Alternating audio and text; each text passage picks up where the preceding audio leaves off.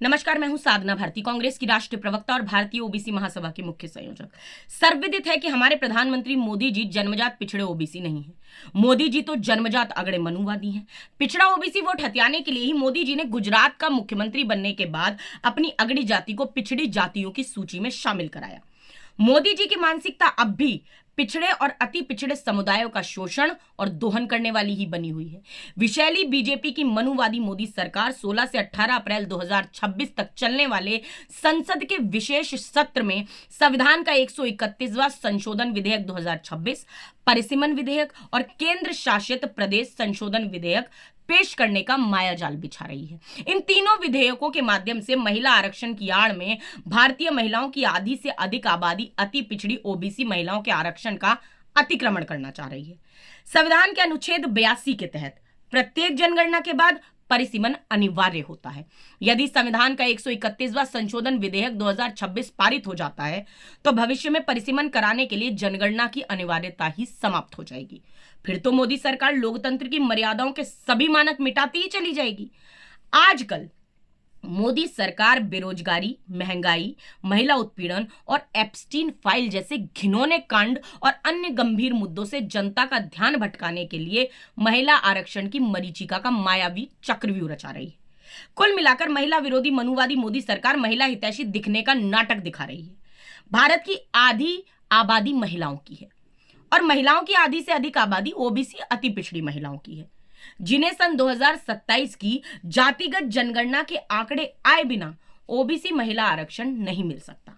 मनुवादी मोदी सरकार भारतीय महिलाओं की आधी से अधिक आबादी ओबीसी महिलाओं के आरक्षण पर डाका डालना चाह रही है और इसलिए 2027 की जातिगत जनगणना के आंकड़े आने से पहले ही ओबीसी महिलाओं का हक हड़पना चाह रही है।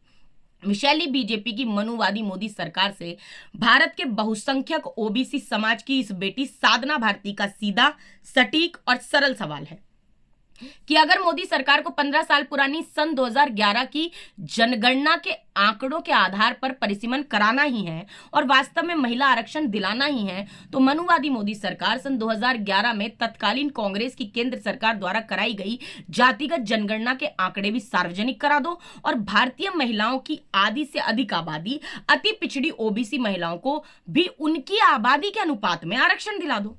मगर मोदी जी ऐसा नहीं करेंगे, क्योंकि मोदी जी जन्मजात ओबीसी नहीं।